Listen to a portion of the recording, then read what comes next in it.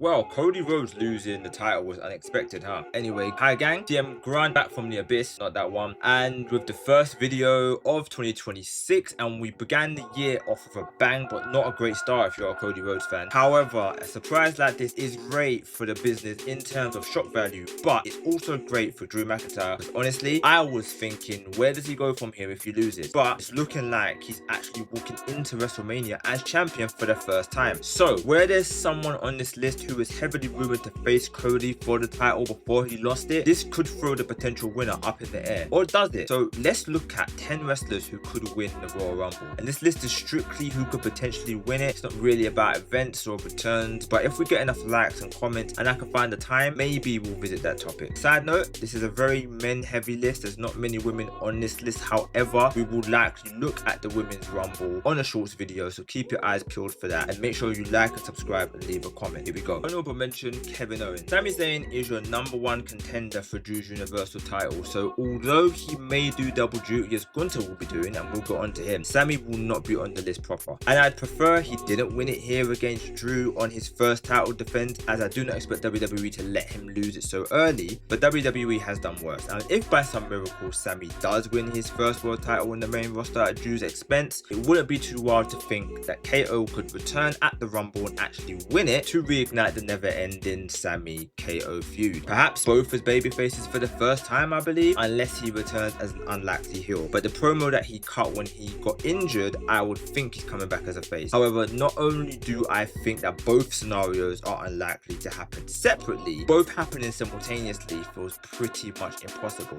So, number 10, the women's roster. Take your pick. So I tried to make this list as logical as I could by fitting potential winners into ready-made storylines with title holders that they had history with or previous storylines with the Kevin Owens situation. But that becomes harder to do with the women, so here's an overview of some of the women in the Rumble. Stephanie Booker and Jade Cargill are your current champs, and Rhea Ripley and Io Sky seem to be in the tag team scene at least until Mania, or until they have a singles match with each other. Raquel Rodriguez is going for the title, but you'd think that Stephanie is retaining. Liv Morgan and Roxanne Perez also look to be in the tag scene. There's Becky Lynch and AJ Lee, who are likely facing each other for the Intercontinental title. Alexa Bliss likely isn't winning, and her and Charlotte might even be facing Rio for the tag title. Bayley and Lara Valkyria aren't anywhere near the title scene, storyline or not. That's a tough one. I couldn't find a song with the lyrics "slightly isn't winning," and her and Charlotte might even be facing Rio for the scene.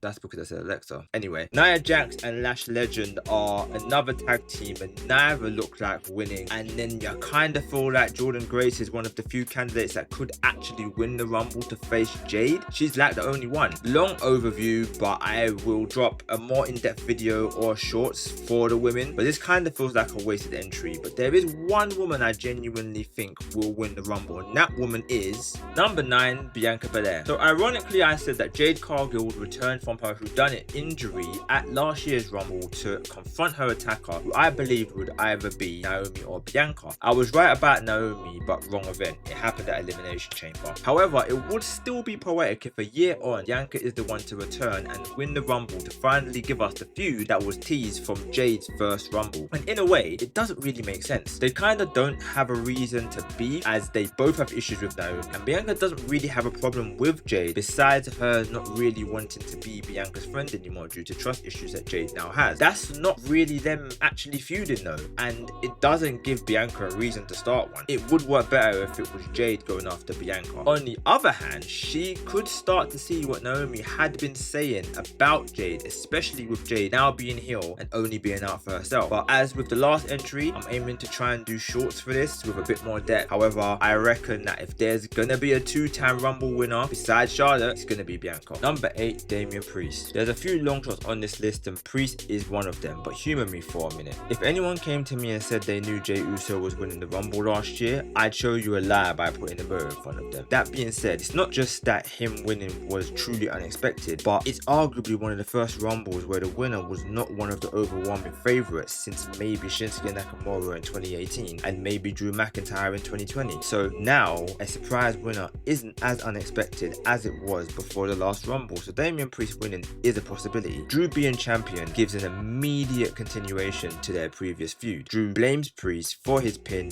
in the Elimination Chamber, not to mention it was Priest who cashed in his Money in the Bank briefcase on Drew to become world champion in the first place, and Drew still hasn't forgotten that. Priest and CM Punk didn't really get into it, but it was Punk who attacked Drew, causing Priest to cash in, so there is a link there which could be turned into a storyline. Maybe how Priest needed a cash in to win the title, whereas not only did Punk win without a cash in, but he also had it cashed in on him. Could even bring up the fact that the only reason why Priest became champ in the first place was because of Punk. Nevertheless, Priest is still seemingly trying to be in the title picture, even if he's only just on the border of it, especially being pinned by Sami Zayn at Saturday Night Main Event. So it's a possibility he could win the Rumble, but it's a slim one. Number 7, Jey Uso. Speaking of unexpected winners, it's the Yeet Man himself. Like I said, show me someone who said that Jey Uso was winning the Rumble last year and I'll show you a liar. As over as he was, I don't think that was something people thought would happen. However, storyline wise, made sense for him to get retribution and trying to prove himself against Gunther. This year though, makes a bit more sense with the wars that he's had with Drew McIntyre over the year, along with his battles with CM Punk recently. And it would even be a little bit of fun if Sami Zayn was to win the title against Drew and they have a little competitive rivalry. But I believe that it is just as unlikely that Jey is winning the Rumble, because he is not going to win back-to-back Rumbles, let's be real. So on to the next on the list. Number 6, Brock Lesnar. As much as many people do not want him there, he will be in the Rumble, which we will discuss later. But funny thing is, he never seems to be a favourite in this match, except maybe the one time where he won it, even though he was a surprise entrant since he lost the title earlier on in the night for the Rumble to Bobby Lashley. The less said about the road to WrestleMania in 2022,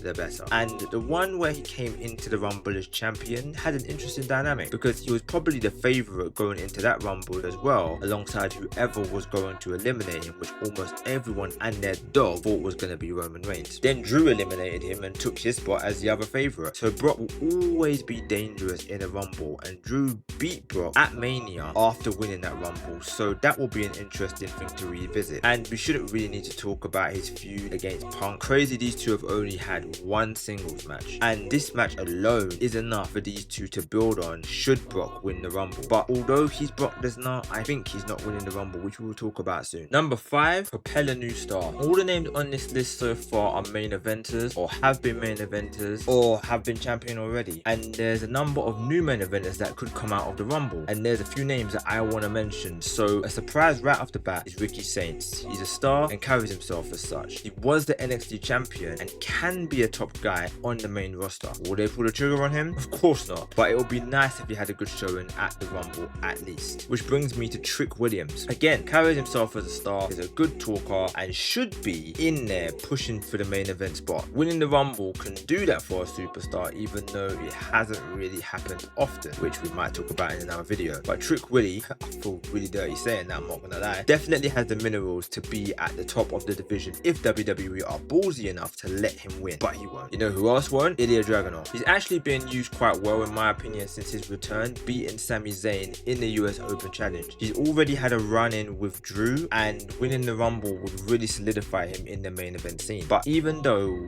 we have a better chance of seeing me wrestle for the title than Ilya Dragunov winning the Rumble, I don't think it's because WWE are scared to let him. Well, that's not the only reason, but I think that they are saving his title match, or at least his title win, for his eventual match against Gunther. Watch this space. I won't mention Javon Evans as he may be injured and might not even make it to the Rumble, but he needs a rocket strapped to him like yesterday. But there's two people I genuinely think would be good picks to win the Rumble. One is Obafemi. He's a great wrestler, a monster, and has a swagger about him. He's already attacked Drew after he cost him the match with Cody, and a match with Punk sounds like a good time. Drop a rocket to this man. But you know who deserves it for his 2025? Dominic Mysterio. And I'm not even jumping on the Condon hype, because I've rated Dominic Mysterio since before his heel turn, and he's grown so much as a wrestler since then. He's shown that he can be a top heel. His work in the ring has been quite stellar, and his reactions that he gets has been fantastic for a long time. Anyone deserves to get a high profile match at Mania off the back of the Rumble. It's definitely him, regardless of who the champion is. Make it happen, WWE. Number 4,